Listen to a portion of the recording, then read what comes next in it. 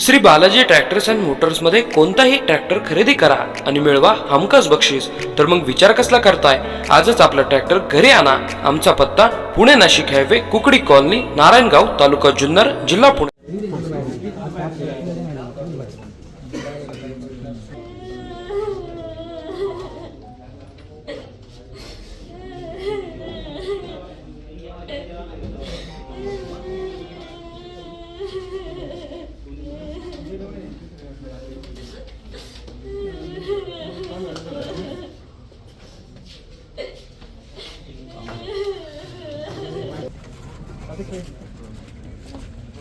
तर काय उपाय करायचं सध्या आपण पिंजरे वाढवत आहोत त्या ठिकाणी। आता तिथं काय करणार? एक बोला ना, एक बोला नाही साहेब। मी आज पण टंटन उडतोय। माझ्या भावाच्या अंगावर उड्या मारते। आमच्या भावाला खूप उडे लागले। आता तिथं ऊसाचा पट्टा आहे तो तिथंच असेल। शूटची ऑर्डर पाहिजे आम्हाला दुसरं काहीच नको। शूट केला तर आम्ही तिथं होतो। कोणता शूट केला? आम्ही पॉइंटला गेलो, आम्हाला जवळ येऊन नाही दिले। शूट कोणता केला तुम्ही? शिकारी वाला तिथं जा, त्यांनाही बोलू द्या। तुम्ही आता ही परिस्थिती पाहिली, आता ही परिस्थिती म्हणजे तुमच्यासाठी कायम झाली आहे। दर महिन्याला ही घटना म्हणजे तुमच्यासाठी पंचनामा सोपं झालेला आहे साहेब। आता ह्या परिस्थितीत माणूस म्हणून तुम्हाला काय वाटते सांगा, नी काय करणार उपाय नाही आतमध्ये ऊसात जाऊन घेऊन आलोय बाळाला मी। तुम्ही सांगा पारवामध्ये तुम्ही किती सांगा पिंजरे? अशी जर परिस्थिती झाली आमच्या नजरेसमोर 10 फुटावर उचलून नेलं तो तिथं शूट झालाच पाहिजे। तो त्याच भागात आहे, दुसरीकडे ऊस नाही आता तेवढ्या बाजूला पडी घे सगळ्या गोष्टी एक नाही चार पाच आहेत, त्याचा विषय झालाच पाहिजे लगेच। शूट करा लगेच।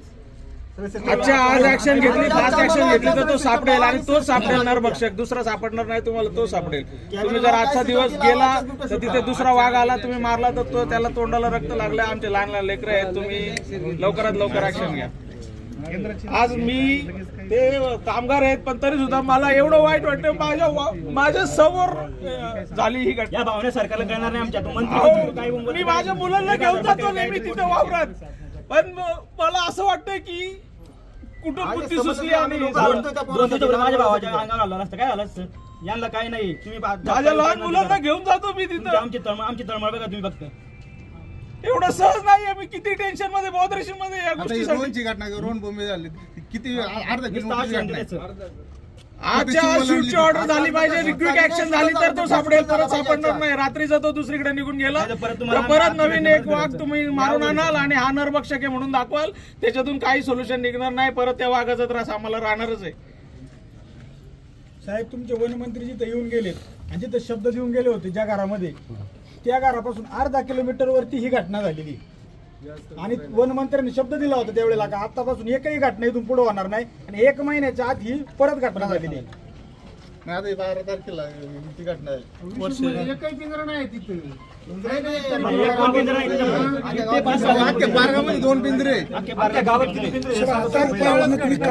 आता उपाययोजना काय करणार? शूट करणार आहे का? नाही, शूट करावंच लागेल, दुसरा पर्याय नाहीये। आमच्या लहान मुलांची पुढच्या भविष्याची काय काळजी हे घेणार तुम्ही? ज्यावेळेस वनमंत्री पारगाव मध्ये आले होते, आपली चर्चा झाली होती बरोबर, तेव्हा ती हद्द आणि ही हद्द, ती हद्दीचा हद्द बिबट्याला कळत नाही हो, हद्द बिबट्याला कळत नाही, माणसाला कळत, माणसाने पेपरवर बिबट्याला नाही कळत। ही मी तुमच्याकडे ग्रामपंचायत समोर पण मागणी केली होती, खाडे साहेब तुम्ही होत्या, तुमच्या समोर मागणी केली होती की आम्हाला पिंजरे द्या। त्यावेळेस तुम्ही म्हटले आता गाडी येणार आहे, मग सगळे पिंजरे ह्या भागात पाठवतो। तेव्हापासून मुळातच 3च पिंजरे अख्खे बेल्हा विभागाला आहे सुरुवातीला, तदनंतर 2 पिंजरे पारगावला दिले, पण 2 पिंजरे आता 4 किलोमीटरच्या व्यासात 2 पिंजरे कुठं लावणार मला सांगा ना। आपली छोटा परिसर नाही, खूप मोठा परिसर आहे आणि या परिसरामध्ये या घटना रोज घडू शकतात। साहेब तुम्ही आजच ऍक्शन घ्या साहेब। ऐका, तुम्हाला सांगतो प्रॉब्लेम काय माहिती का, तुम्ही येताय, तुम्ही सांगून जाणार, आम्ही उपाययोजना करतो। फॉरेस्ट डिपार्टमेंट काय तुमचे लोक काय म्हणतात गाणी लावा, आता गाणी कुठून लावायची? आम्ही तुम्हाला कळवलेला जवळजवळ 2 तास होत आले, तुम्ही 2 तासाने आले। तुम्ही कुठे असं ऐका, तुमचा आपली माणसं कुणी तिथं आलेलं नाही ना, तुमचा एक स्वतः माणूस दाखवा तुमच्या फॉरेस्ट डिपार्टमेंटचा इथं आलेला। आणि दुसरा विषय असा आहे, तुम्ही इथं येणार, तुम्ही सांगून जाणार, आश्वासन देणार लोकांना। आज ती निरापराध बाळ हे झाली, तुम्ही बघताय तिथं काय परिस्थिती झालेली साहेब तिथं। तुम्ही इथं लोकांना येणार, सांगणार साहेब असं झाले, आम्ही आता उपाययोजना करू। उपाययोजना काय तुम्ही त्याच वेळेस तिथं सांगितलं होतं की यापुढे या परिसरात एकही बिबट्याचा बळी जाणार नाही। आणि तुम्ही सांगताय का नरभक्षक बिबट्या, आता तो मागल्या वेळेस तुम्ही जो तिथं शूट केला नरभक्षक बिबट्या होता का? मग त्याच परिसरात ही घटना झाली, मग का सगळेच बिबटे नरभक्षक झालेत का? त्याच परिसरात झाली जिथं बिबट्या हे केलं ना, त्याच परिसरात क्षेत्र कमी झाले, तोड झाली, तोच इकडे आलेला आहे, बस दुसरा कोणताच तो तुम्ही मारलाच नाही. तुम्ही फक्त लोकांच्या समाधानासाठी लोक तीव्रता कमी व्हावं म्हणून दुसराच बिबट्या मारला. नाही तुम्ही दाखवा त्याचे काय रिपोर्ट आले, हात नरभक्षक बिबट्या होता. तुम्ही लोकांपासून का लपवता जनतेपासून साहेब? आम्ही तुम्हाला दोष देत नाही साहेब, पण याच्यावर तुम्ही ठोस काहीच उपाययोजना होत नाही. बिबट्या तुम्हाला सांगून हल्ला करत नाही, याच्याशी आम्ही तुम्हाला दोष देत नाही, पण याच्यावर तुम्ही ठोस उपाययोजना केल्या पाहिजे. त्याच्यावर उपाययोजना काहीच होत नाही साहेब. आणि तुम्ही येणार आता, तुम्ही घडीला सांगताय आजच्या आपण हे दिवसात करू, संध्याकाळपर्यंत पिंजरे ऍक्शन झाली जाऊन. पाहिजे, तेव्हा त्या बिबट्याचा काय ना काहीतरी सोशमुख लागेल. नाही तर आता आमचे तुमच्या लहान ड्रोन लेकरं फिरत आहेत. ते कॅनॉलच्या पलीकडे फिरवते, इकडे का नाही तुमची पिकडणार शिरूरच्या मध्ये तुमचे ड्रोन फिरते, आता इकडे का नाही फिरत मग पारगावाती मध्ये. आता परत तुम्ही घटना होण्याची वाट बघताय आणि त्याच्यानंतर तुम्ही येताय तर साहेबांना बोलू द्या, नक्की काय करणार उपाययोजना तुम्ही सांगा लोकांना. नाही, तुम्ही जसं आता ही जी घडलेली घटना आहे दुर्दैवी आहे आणि ह्या मागे पण आपल्या घटना घडलेल्या आहेत. ह्याच्या अनुषंगाने आपण काय उपाययोजना करतो त्या आता आपण प्रायोगिक तत्वावर करत आहोत. पण जसं तुमची आता मागणी आहे त्या मागणीनुसार मी माझ्या वरिष्ठांशी बोलून नक्कीच त्याला त्या मॅन हिटर नाही तुम्ही बोला ना लगेच, कधी बोलणार ना, कधी बोलणार? लगेच करा ना इथे. आजच्या आज शूटची ऑर्डर साईन झाली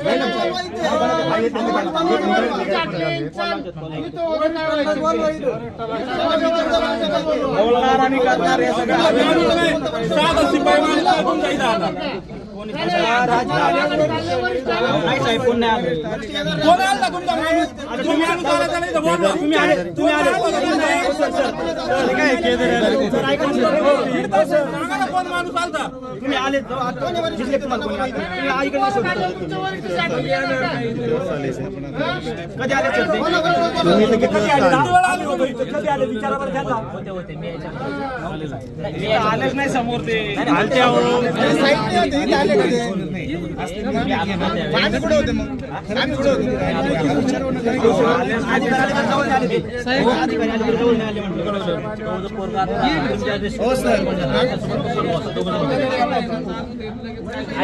निर्णय घ्यायचा तर निर्णय काय घेतात? एक कोटीच्या शाळा सुरू म्हणजे असले निर्णय फार बालिशपणाचे. काही साहेबांचा निर्णय काय आहे? याच्यावर शाळा सोडायच्या. अरे शाळा काय होणार? आम्हाला आमच्या सुरक्षित